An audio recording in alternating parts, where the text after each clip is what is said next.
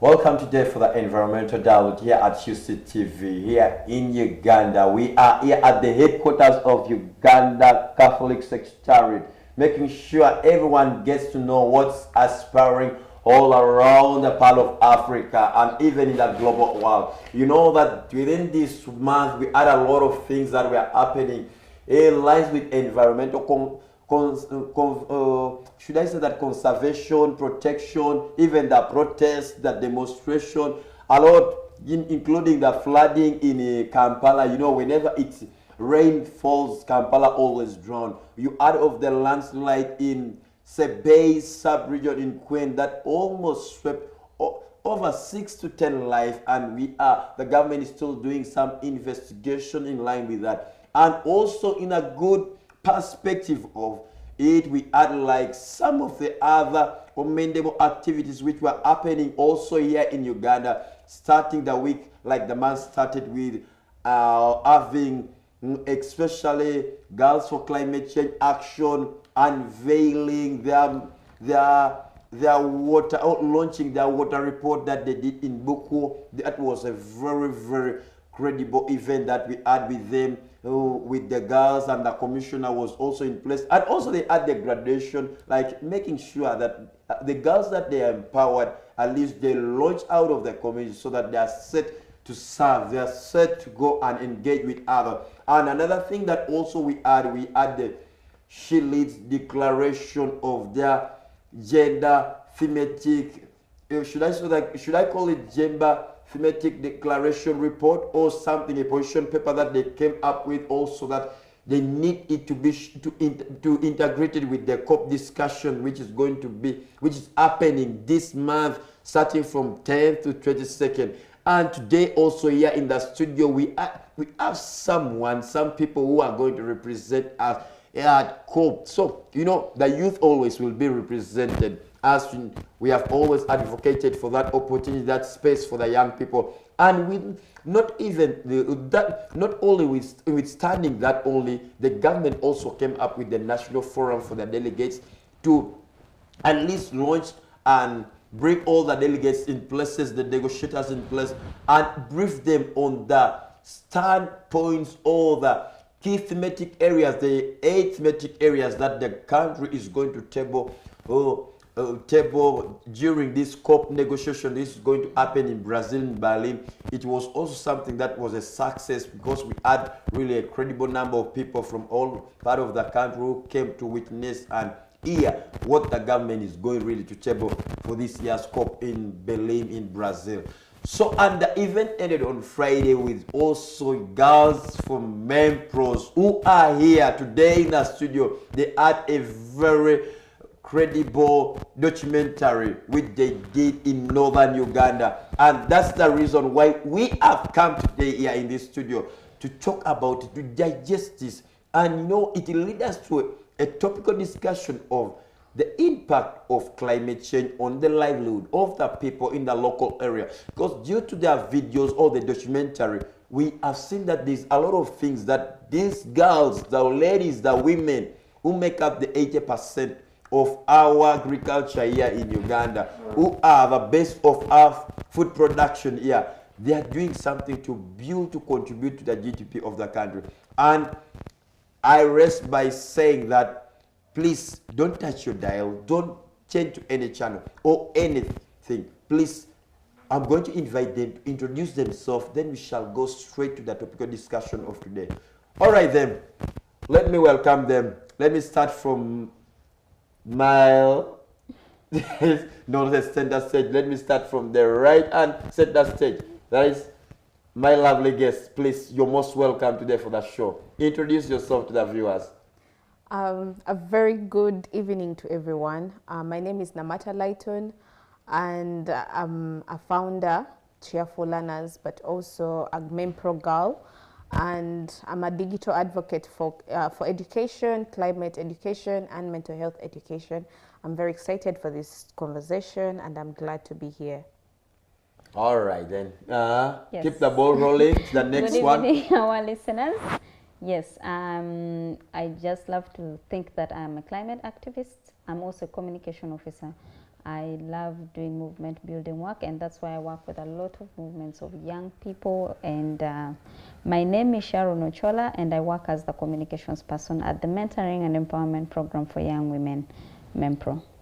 Yes, over to you. She's not only a communication person, she's also a leader.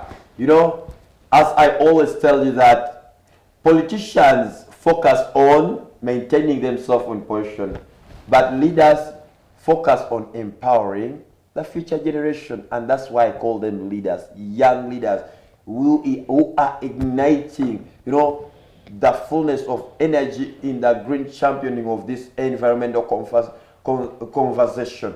All right then, Sharon, thanks for coming, and thanks for the recommendable work that MEMPRO is doing. I watched the documentary that you people did in Abakwaj, and it gave me a lot of things that the young people now who are coming up like you, it means that really the future is bright, because those days we used to have only women who were few of us into these spaces, and everything was left for the government, the local government. So why did you and your team, first of all, came up with all this documentary in Pakwach, and why is it that Pakwach that you picked interest in?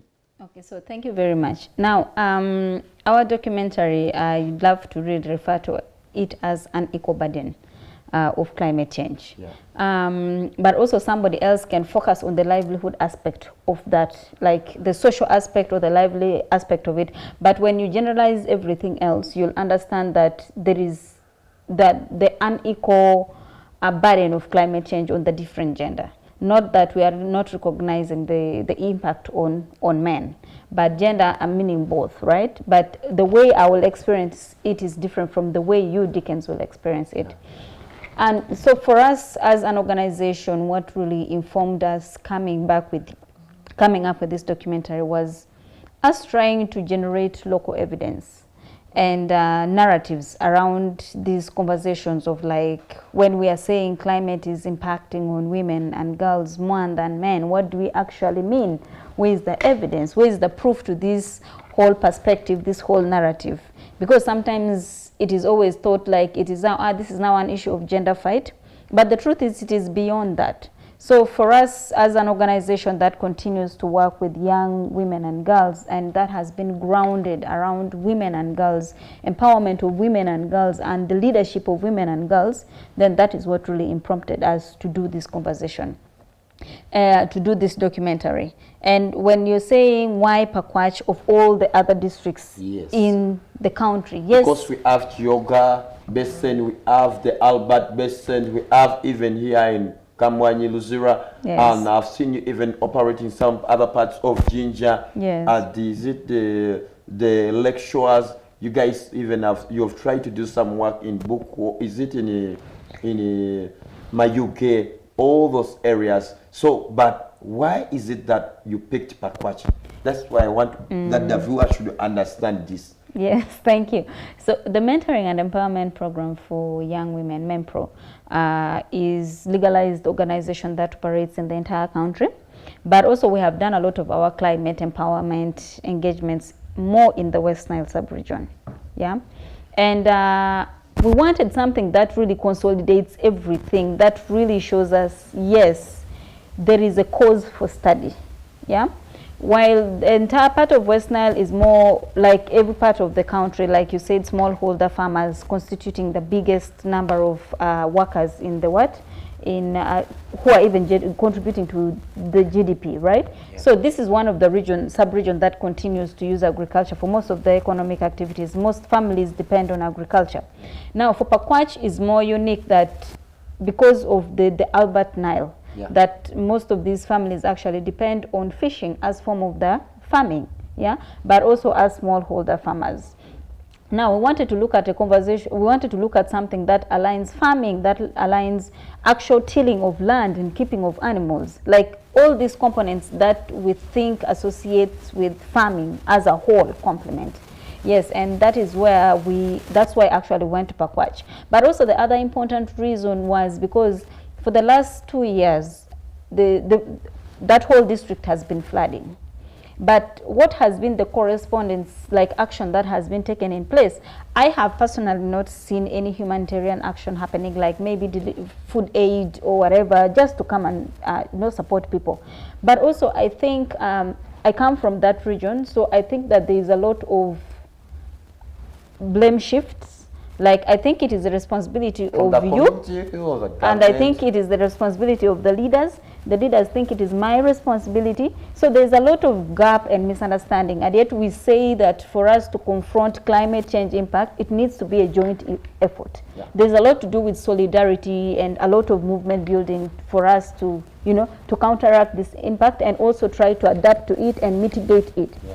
But this seems not to be happening in this community, and because of the flooding, that sometimes even the flooding is worse, that it cuts off the entire West Nile, because this is the gateway to West Nile. Yeah? If you're coming to West Nile and you have to cross you want to go to Nebi, Zombo, Pakwach, and Arua and all other districts. We have about more than 9 districts, I think. And you have to cross this side, then you have to use the same bridge that is already being cut off. So for us, that was now the point of interest. Now, the flooding is happening. We're asking ourselves, how do children access education? Because these are important services that they need to access.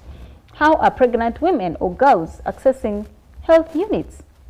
How are we making money, livelihood sources like access to markets and so forth?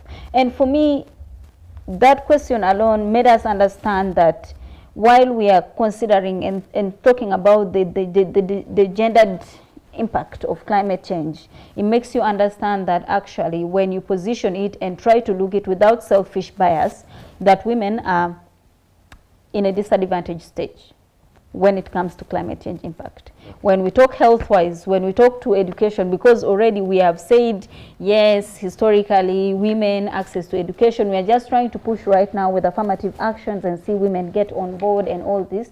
But when we are still having the challenges of like schools are being cut off and your children are being cut off, we need a boat to cross to go to school, but the boats that we have are also of questionable standards, and the market that is supposed to give them the source of livelihood is also questioned. Yes, the men are the ones fishing, but at the end of the day, who goes to the market to raise the money?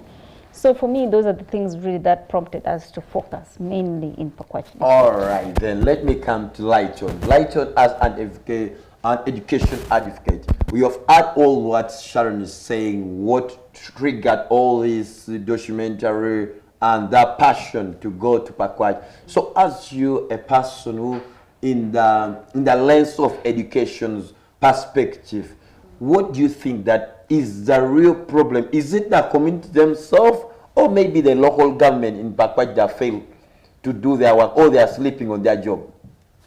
Thank you once again, Dixon, and I would love to commend MEMPRO for this wonderful opportunity and also what they did in Pakwach, because it's a rare conversation that we are having right now about gender and climate and how it affects climate.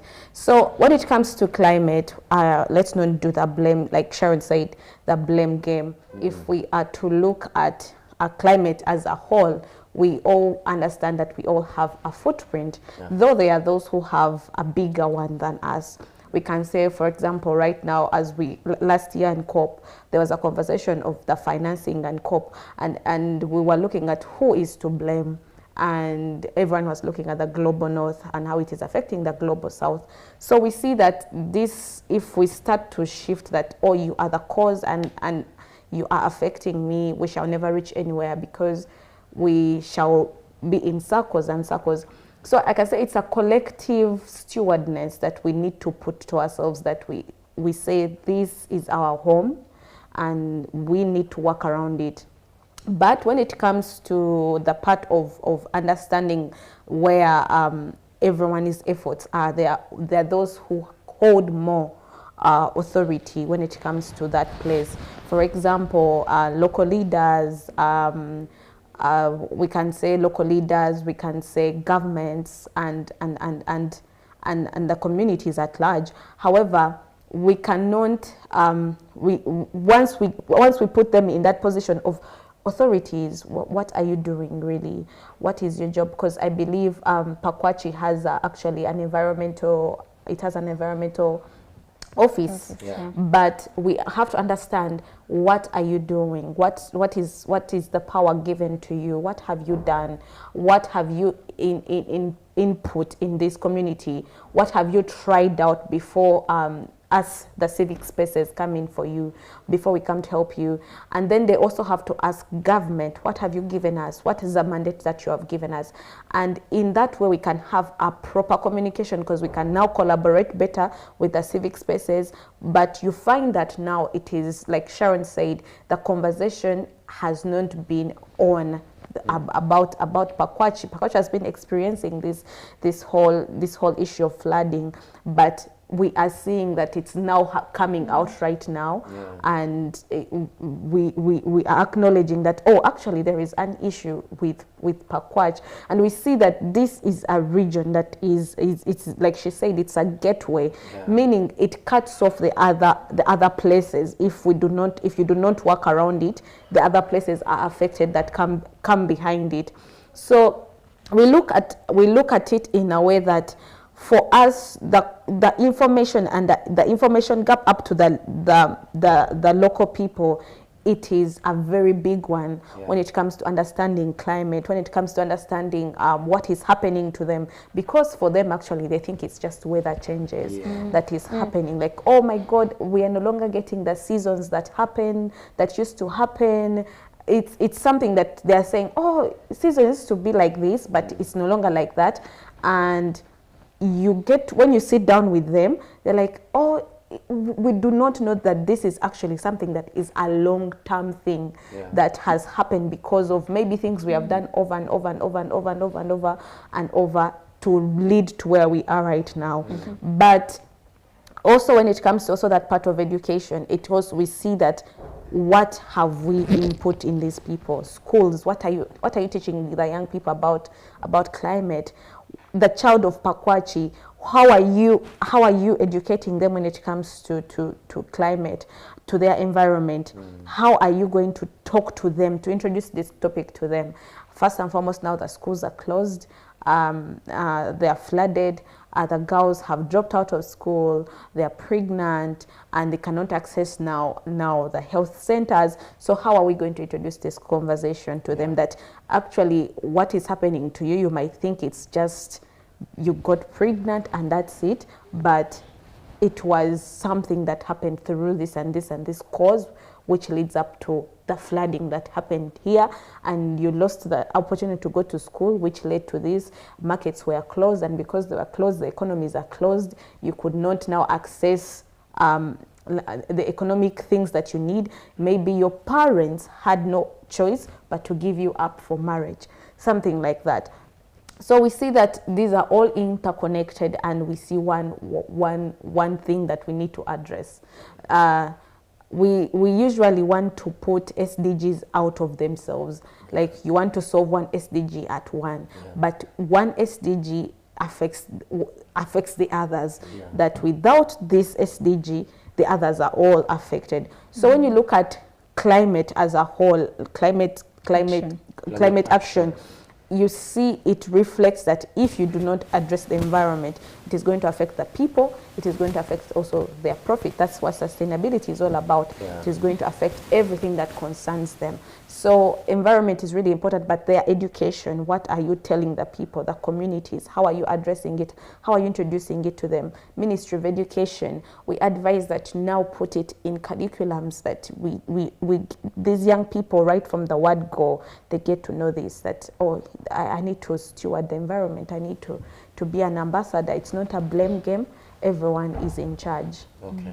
Oh, then now brings me to Sharon. Sharon, I know that you carried out you did the documentary, and the documentary was due to the research that you people carried out around the region.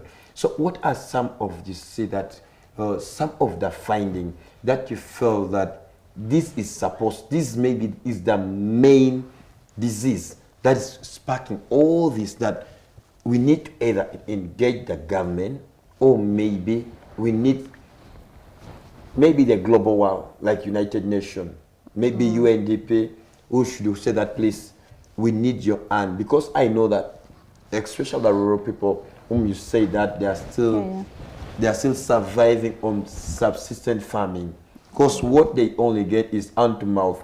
There's nothing like for market production or anything that can cross the border of Pakwach, maybe to go to Arua or to go to other parts of the country. So what are some of the things that you see that is the main cause of all this that is sparking the flooding, that students or pupils are not able to go to school, the women are not able to access the market, and also maybe any other activities that is taking place? No, I would think like what Lighton said, that all of us are responsible, and activities, we are doing so many activities. Yeah. Like human activities contribute to these things. And also I would think maybe because they're doing out of ignorance. No, a lot of climate change will happen, right? Yeah. But it's not supposed to happen in very fast way. Like I always tell people, just like the way God put immunity in ourselves, God made already the ecosystem that was supposed to be there to heal and prepare as things change. Yeah. But when we tamper with these ecosystems, if we are doing the tree cutting massive, we want to settle at the river banks. We want to do, we're not disposing things properly, and all these things contribute to the changes. But also at a personal level, while development is happening, settlements are, like we are clearing urbanization, settlements, and all things are happening. For me, the question is now the question of accountability. How accountable are we to the actions that we are taking? Yeah, because at the end of the day, is it with the stakeholders or the community or the government? Stakeholders, everybody as long as this is your world, you're here on this planet Earth. Yeah, we all have to be accountable for it. Like Lighton said, okay, yes, while we have to hold the global north accountable, global south accountable, global north also we all have to be held accountable. Global north, global south, everybody has to be held accountable. So the same thing with this community, whether I am a leader, like Lighton said, what are you doing in your position of power? Even a community person has power. We have power within, to act. Yes. We have power, like when we, hold hand for solidarity and all these things, we can drive change.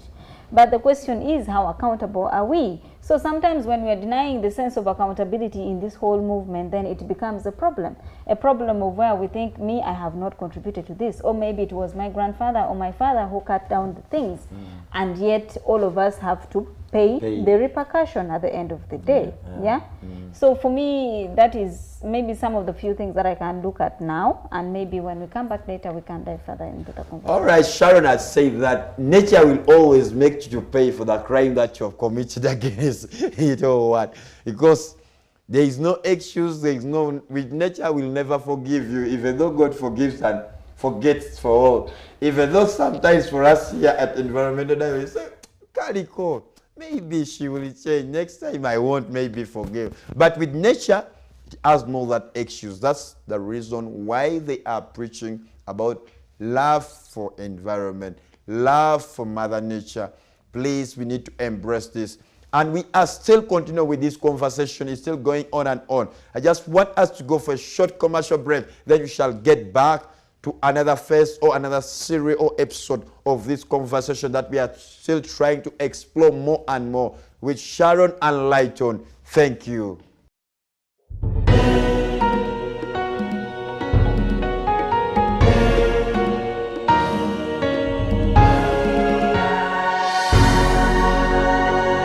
UCTV, good news for all.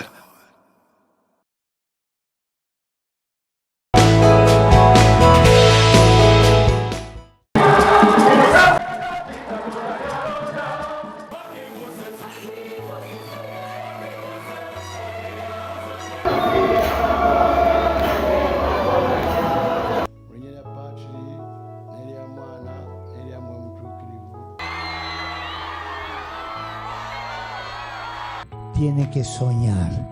Hello and welcome to UCTV. Welcome to Connect with Mary.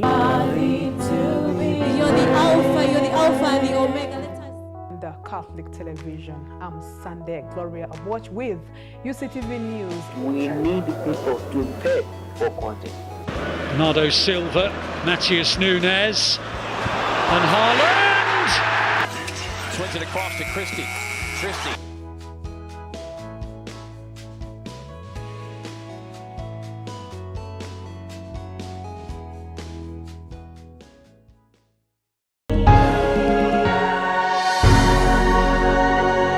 UCTV. Good news for all. Are you 18 to 35 years old? Live your life to the fullest with the Center Evolution Youth Savings Account. With the Center Evolution Youth Savings Account, you get a free ATM card, no monthly charges, free bank drafts for school fees payments, and attractive interests. And that's not all. Enjoy access to financial literacy, entrepreneurship opportunities, and bank loans. Opening the Center Evolution Youth Savings Account is your ticket to a brighter future. For more information, please visit any of the nearest branches today or call our toll-free line 0800 200 555 or 0800 335 344. Centenary Bank. Kuleza Farm with Centenary Bank, agribusiness solar loan of up to 50 million shillings for a solar-powered irrigation system on your farm. Enjoy a grace period tailored to your cash flows and loan offer amounts from 100,000 up to 50 million Uganda shillings with flexible loan periods up to 60 months. Apply for a Centenary Bank agribusiness solar loan through our branches, agents, and enjoy a fixed interest rate of just 1.7% per month. Kuleza Farm with Centenary Bank agribusiness solar loan today and watch your farming dreams come to life. Visit any of our nearest branch today or call our toll-free line 0800 200 555 or 0800 335 344. Centenary Bank. Centenary Bank is a member of the Center Group regulated by Bank of Uganda. Customer deposits of up to 10 million shillings are protected by the Deposit Protection Fund of Uganda. Terms and conditions apply. Kuleza Farm with Centenary Bank, agribusiness solar loan of up to 50 million shillings for a solar-powered irrigation system on your farm. Enjoy a grace period tailored to your cash flows and loan offer amounts from 100,000 up to 50 million Uganda shillings with flexible loan periods up to 60 months. Apply for a Centenary Bank agribusiness solar loan through our branches, agents, and enjoy a fixed interest rate of just 1.7% per month. Kuleza Farm with Centenary Bank agribusiness solar loan today and watch your farming dreams come to life. Visit any of our nearest branch today or call our toll-free line 0800 200 555 or 0800 335 344. Centenary Bank. Centenary Bank is a member of the Center Group regulated by Bank of Uganda. Customer deposits of up to 10 million shillings are protected by the Deposit Protection Fund of Uganda. Terms and conditions apply.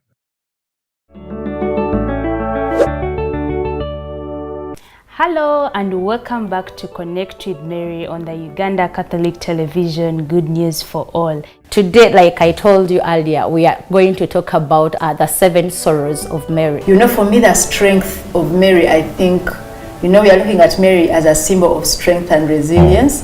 When Simeon saw Jesus, because the angel had, God had revealed to him that he will not die until he sees. If it was not the woman, the mother of Jesus.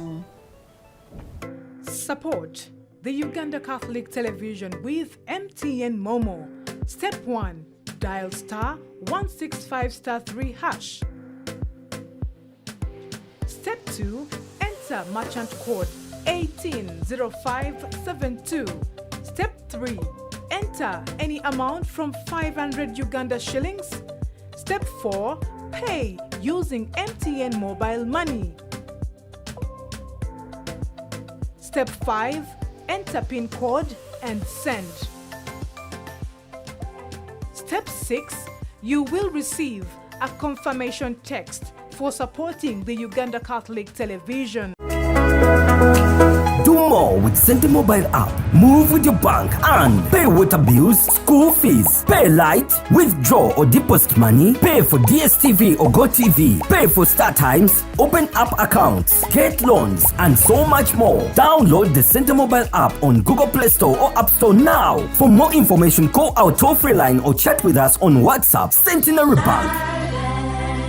Centenary Bank is a member of the Center Group regulated by Bank of Uganda. Customer deposits of up to 10 million shillings are protected by the Deposit Protection Fund of Uganda. The Mbara Ecclesiastical Province Association, MEPA, annual pilgrimage to Namgongo is here again. Mark your calendars for Sunday, the 9th of November 2025 at the Uganda Martyrs Shrine, Namgongo. This year's spiritual journey is animated by Kasese Diocese with the main celebrant, Right Reverend Francis Aquinas Chibira, Bishop of Kasese Diocese, joined the faithful from every corner of Uganda in a day of prayer, faith and renewal under the uplifting theme, Let's Live Our Faith and Serve God and Neighbor in Company with Mother Mary. Don't miss this holy encounter at Namgongo Martyr Shrine. Come, be transformed and walk together in faith with Mother Mary as our guide.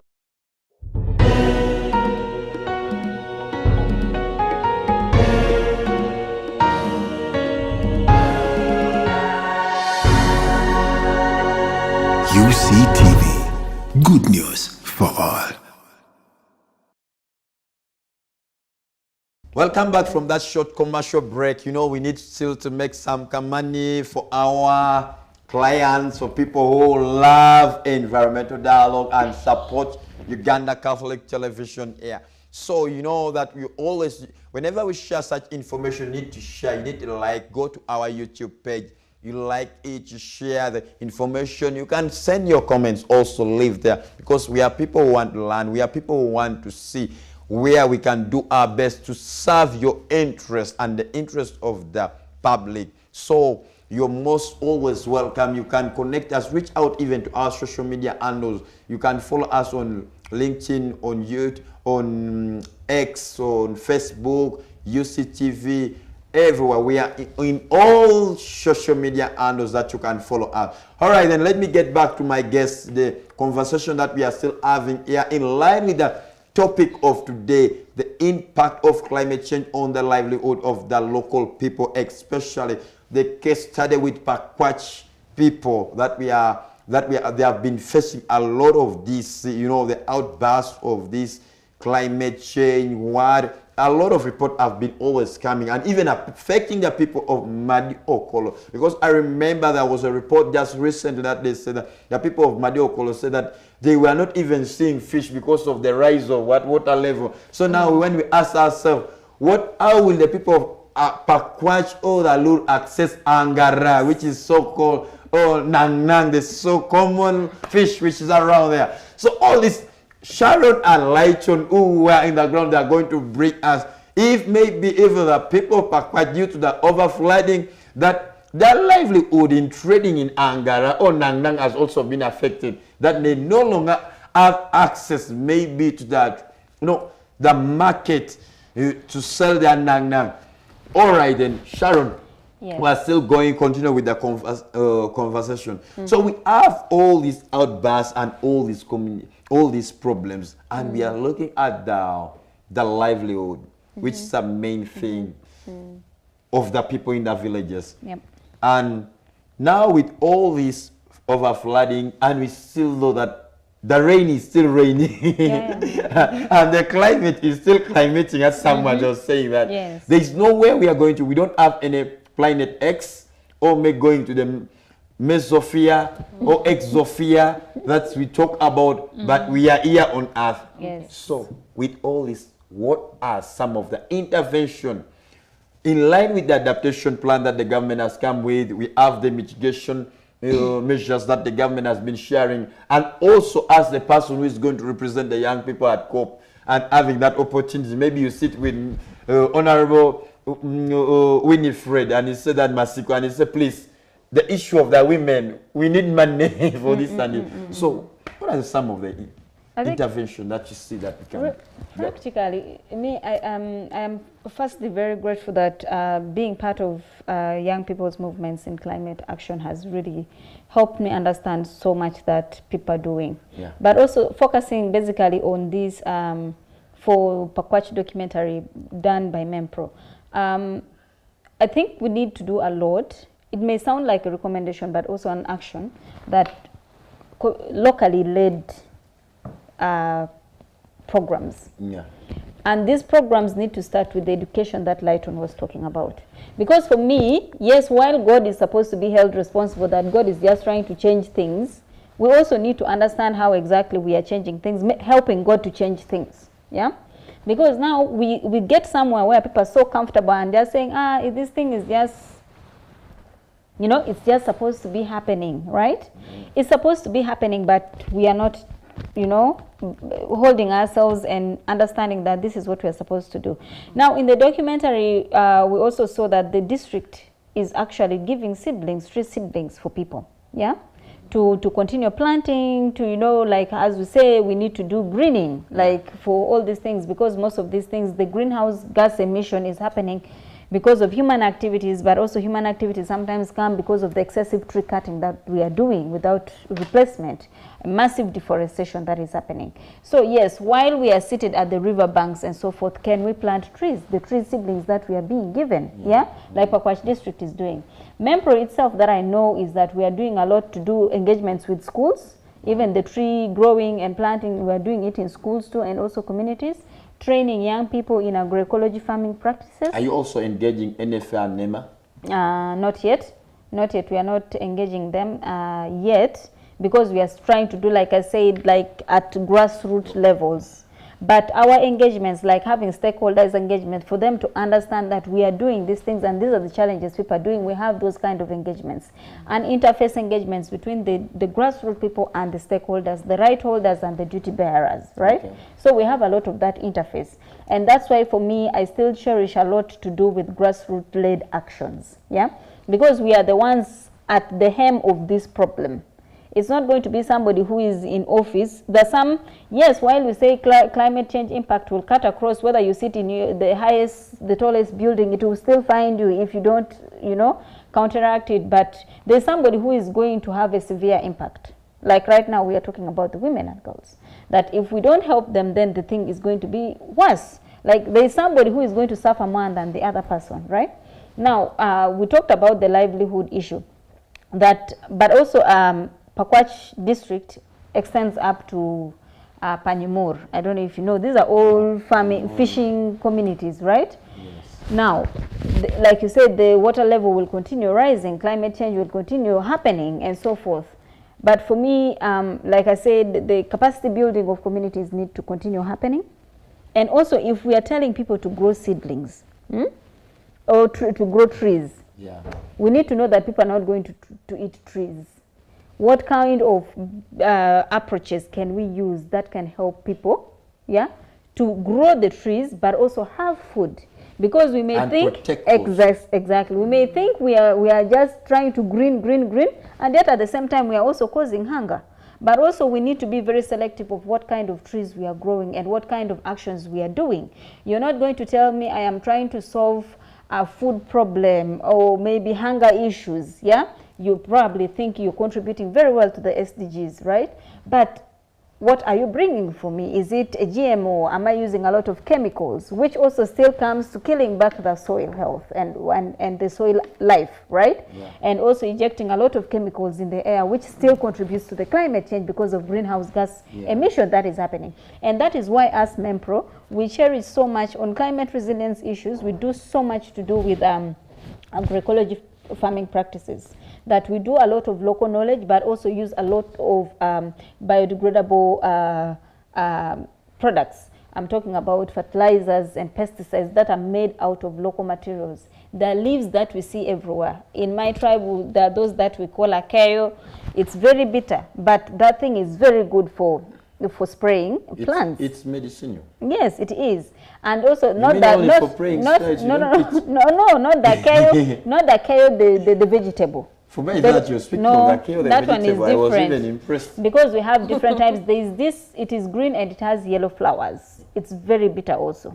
And then there is one which is totally green. I know we have like 3 varieties. One which we eat as human beings. The other ones are different. Which one is that one, Sharon? Is it only in Pakwach or? No. I don't know if it is in other districts, but I've seen it across West Nile, and the names vary, right? Okay. Yes, the names vary. There is this one which is totally green, and sometimes we actually use it for making soda ash, like the ones that you burn, like the way wood is burnt, and you see this, but we make soda ash out of it, and we use the soda ash for cooking. So these are like local knowledge that is there, but are we using them? And also, like, we have trained so many women to use, like, you've cooked the ashes there, don't just pour it for the sake of pouring it. Get it, gather it, make the ash, the liquid out of it, and use that for spraying your plants. And this has helped us a lot, and also including, we know like West Nile sub-region also has the 2 seasons like the country has, dry and wet. So how do we prepare people to continuously keep growing? We have tried to train women and smallholder farmers, men also, in it that they have to do a lot to do with water conservation. You don't need to install a huge tank. You just dig trenches in your garden and see that during the period of excess rains, water is harvested to help you. So these are some of the local actions that I think still suffice and can be, you know, like replicated to different communities. And for me, I am looking at Pakwach as one of the communities that can benefit from this. And I'm happy to say that while we are in West Nile sub-region, we have worked with very many local actors, CBOs, youth groups, to do a lot of, you know, community approaches, community activities. And these are things that we hope like can build sustainability and build solidarity. Yes. Okay, all right then. Let me go to Lighton. Lighton, who is now in education, because Sharon has spoke about the languages, using indigenous knowledge in all this, and I don't know if even you know that Akeo in your language, and now this is the issue that people have been facing in the climate spaces that we have been getting. We have policies, we have bylaws in places, but first of all, do you know what's called even climate in your language? That one you'll answer in your discussion.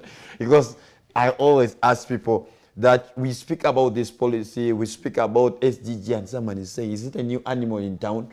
Is it we are speaking about sustainability, we are speaking about adaptation, biodiversity, ecosystem, and a local person is looking at you as someone who is. So, is it the problem of the language that has made people to always say government to yambe, or maybe it's us who have not checked that a lot of empowerment to these communities, that they need to embrace all what we are coming up with? Because we have seen that even Sharon is saying that even people are living now the way of indigenous knowledge, and they are looking at the white man's knowledge, which sometimes is not applicable to the surrounding or the environment that are. So what's the issue? Is it you, the educationists, who have failed to do your work, or maybe you're waiting also for the resources for the from COP to start doing your work? Thank you, Dickens, and for that. Here's the thing: whenever I talk about education and climate education, I always want to emphasize the point of the part of behavior and how were we raised when it comes to this concept of environment. And when it comes to it, I remember one time I was around Nakawa roundabout there, and someone opened out their car window, and I think they had drunk a soda, and then the person threw out the bottle of soda. So if I looked at that person and I said, oh, you are also part of the problem that is happening to us right now, and you are doing this maybe out of ignorance, that you do not know that now this is your environment, or because you are not or that's who you are. For example, when we look at climate crisis right now in communities, it is a bigger challenge. The tip that we are seeing the things that are happening, we are seeing the things we can see, but it also goes back to the internal things that we cannot see. What is their behavioral patterns when it comes to climate, to environment, what is their perspective when it comes to this conversation. We see that very many people are not, they do not hold them, like Sharon said, accountability. They have this thing of, it is not me. When you look at a case like, for example, Kampala, someone would litter somewhere and say, oh, it is KCCA's role to do this. KCCA has people to clean this. This is our taxpayers' money, but it is you who has thrown this bottle down. And when you also look at the terminologies in climate, we should be able to simplify them for people. If I'm to talk to a young child about adaptation, which word can I use, another word for it, for this child? to understand, for this young girl in Pakwach, for a grandmother in Pakwach to understand. Because, for example, I'm from Central, and you've asked me something like, "Oh, what is climate change in your language?" Yeah. And we can say enchuka chuka muntebereza y'obudde, like changes in the general weather. Yeah. So if I'm to now speak to my mom and I tell her climate crisis, and then I tell her adaptation, resilience, what, she will look at me with this thing of can we simplify this? So we need to get also a language from these our very people right now. Through what we are trying to do is to write stories for young children about educating them about climate through play, through games, through storybooks. But we are also trying to look for these words. We can't find them. You want to write a story about something, but then the word to replace that thing. You're asking yourself, how do I tell a child carbon footprint? How would they understand it? So we need to break down the language for them. We need to really break down the terminologies. Let's not make things complicated. This is a weather issue that is happening to us. Who's working with that? Is it government or the local people should gather themselves? I think here's the thing. I think here's the thing is that when we come to the core players, like you've said, livelihoods, what is being affected? Health is affected. Finances are affected, education is affected. So we need to sit down and we look at each other and we say, so in your finance part, as you as a financial person, how would you communicate to a local person whose market is submerged, and you want to tell them that, oh, climate is the one causing this. So how are you going to tell this person? Are you going to say, you see the carbon footprint from the global north? At first I even didn't know the global north. I was like, what is the global north? Until I sat down with Sharon, and Sharon had to educate me about these things. Like, she had to teach me that, oh, this is what it means, and this is what... You can imagine that also even as the activists do not know some terminologies. So it goes also back to us as the ministry, I think, of water released the COP declaration, yes, the one Uganda is going to use. Mm. So Uganda, how have you broken it down for the local person to understand? Because at the end of the day, you're going to base policies that are, let me say, gender responsive policies from that declaration to bring it back to to the people. Mm-hmm. But you have not communicated it to the people, mm-hmm, in the language they understand. Mm-hmm. We are over 54 tribes. We all have different languages. Some know English, some do not know. We cannot always continue communicating in English. I need to speak to a person in my community in Luganda, otegedotya nti chino chikukwatako ng'omuntu. It is upon you that this climate issue is not a government issue that you are going to sit down and say, oh, government, see what is happening. Yes, it is their responsibility to do so because we have elected them in power, we have given them authority. But how have I communicated to you that actually it might be because you do not know how to dispose of your wastes? It might be because when you choose your cooking methods, you choose things that are not sustainable for the environment. So you look at such things that when you go back to that part of understanding this whole conversation of climate, we are going to go back to behavior patterns. We need to change people's mindset over this thing. It is not a UN problem. You know, like, so many things come in my mind when Lighton is talking, and when he was talking about the behavioral thing, I was like, yeah, sometimes we think it is all being fancy and an issue of lifestyle. Even the fashion trends we are doing, we do not know how all these things contribute in one way or the other.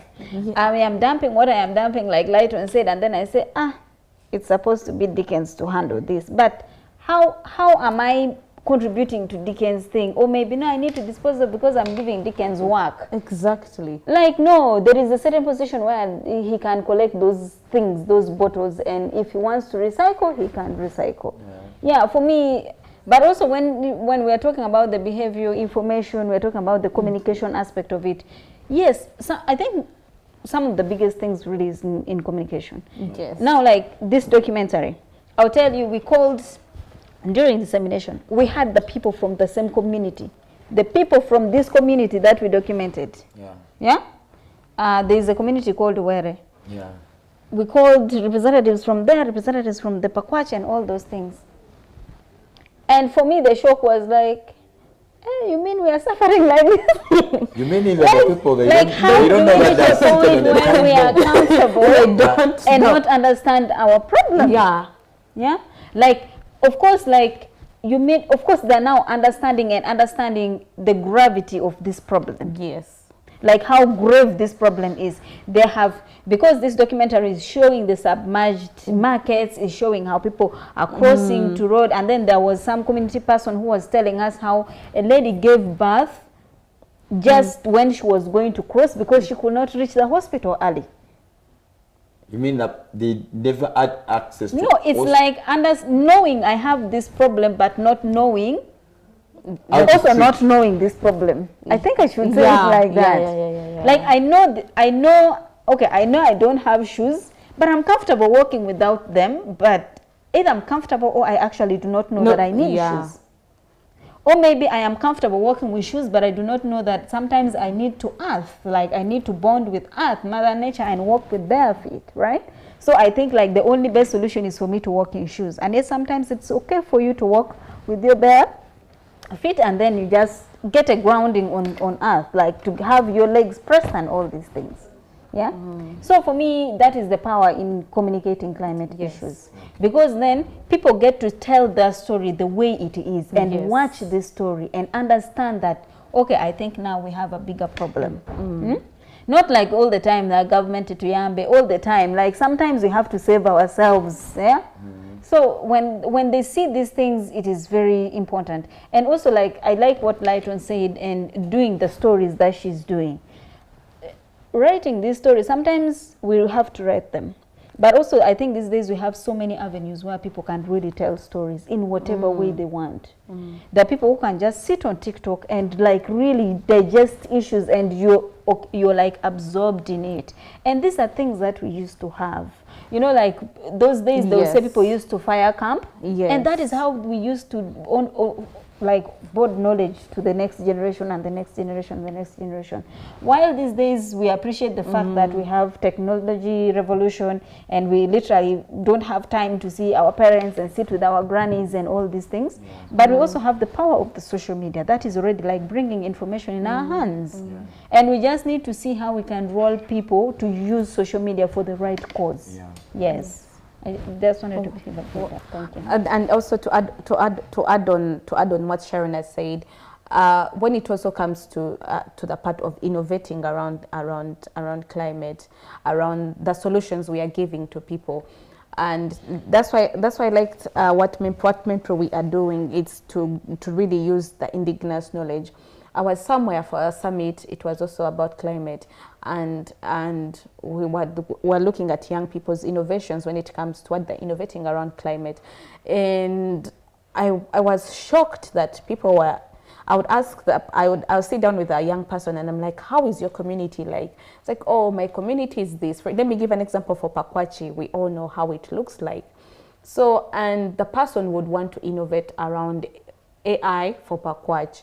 So you see that the solution you're trying to give to the people of Pakwach is not what they need right now. So like you said, you want to use the Western knowledge to solve a problem that is happening to people in a rural area.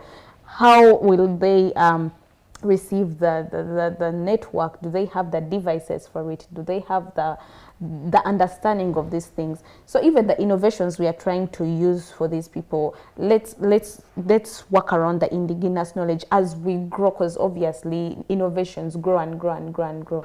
So let's work around the innovations that we see, that if I'm to address, for example, flooding in Pakwach, what am I going to do for them? What are we going to innovate around that? How are we going to help them? How is it starting from where they are as a community? Let's not drive communities into speedily progress that they cannot handle. For example, and let's look at example that the fire, that the tsunamis that happened in the US, I think it was California. These guys are already set. They have already houses that can actually float off once the fire comes, once the water levels rise, someone can raise actually their house up to a place where it is safe. So if we are to do also proper infrastructure for places like Pakwachi, but now we have to understand the economic nature of our people. So first we can start off small with planting trees, really. The economic nature of our country. Yes. All right, then in 1 minute, Sharon, you have done the research, the documentation. We have seen the documentary. You invited the people of Pakwach. We watch it. You invited us. We watch it. We had a nice catch up there. So, and we are here. So what's the next step that Mempros is going to do? Are we going to receive the money for the people of Pakwach, or maybe you're also we are believing the government in this case? No, while we are believing in the government also, I think right now the position where we are in, we are just looking for partners, and we are looking for financing that can help us engage as many people as possible. And if you have the network, and if you have the people, you have organizations that really want to work with such communities. Tell them. Yes, you have organizations that work with such communities. We are here as an organization. We have the grounding, we have the network, we have already initiatives that we have been doing. We just need to be supported to push it further, and for us to push this community further, because we understand one thing. The truth is, climate action without financing is almost close to a very negligible percentage. We really need a lot of financing in climate action, and we need a lot of leadership and support and partnership. Your action is my action today, and my action can be your action today, and that is really what we need. Right now, COP30 has just started, and there's going to be a lot of adaptation financing conversations happening. And if our country has a chance, and maybe we have allocations of money here and there, we really want to see how we can tap into these opportunities. And sometimes it is about knowing somebody who can help me tap and guide me on the processes. And if you're that person, please don't hesitate to reach out to mempro@mempro.org. That is where we can reach out for partnership. But also, if you want to call 0761848408 for partnership and for any other activities that we can do jointly.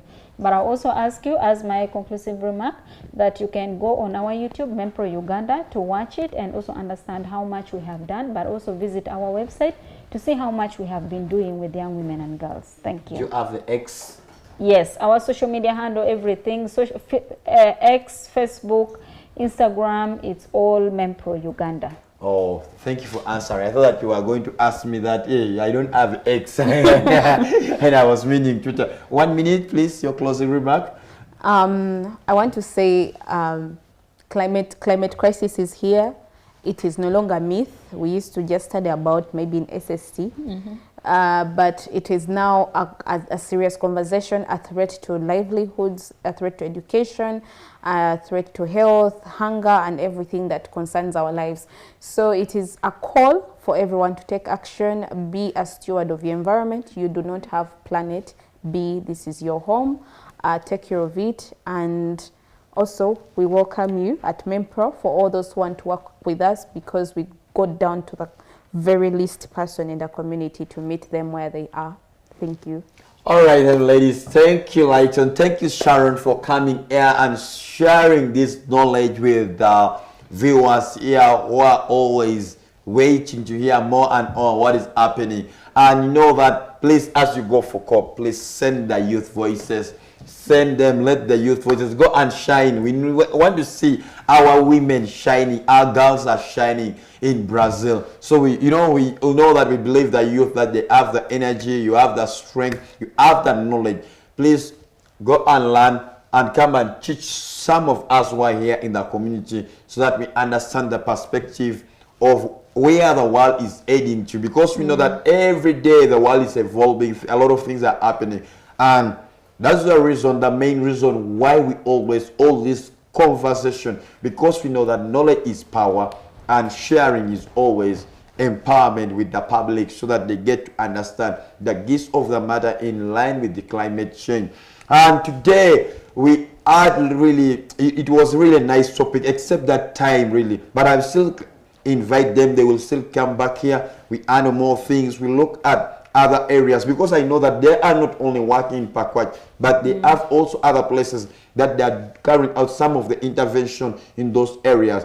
And with today, Youth Go Green is still also carrying out their greening school campaign. You can reach out to them if you want your school to be part of it. You can contact them. You know, they have 3 seedlings that they can support with your school. You engage them. And we are still continuing as the young people to preach about the love for Mother Earth, because we are the ambassadors of this earth. You know, the Bible even says that you are an ambassador. So it's interesting, and we are still having more of other people, the government engaging them, and we know that the COP is starting. Is it next week? Next week. This week. 10th. From 10th to 22nd of November. The discussions are always live, I think, in other television like CNN. You can catch the discussion, CNN, Al Jazeera, and also other platforms, because there are links which are always shared. Also here, UCTV Environmental Dialogue will give you updates of every part of the negotiation of the discussion which is transpiring in Berlin at Amazon. So we'll not keep you locked out, but we'll always be there. All right, then I've come to the head of this discussion. I'm your Dickens. I'm your host, Dickens Ochero. I'll always keep on engaging you more and more as UCTV Environmental Dialogue. Love you and wish you a very beautiful, lovely day and a week. Bye-bye.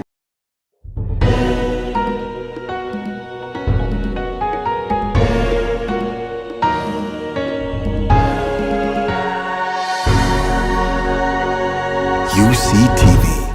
Good news for all.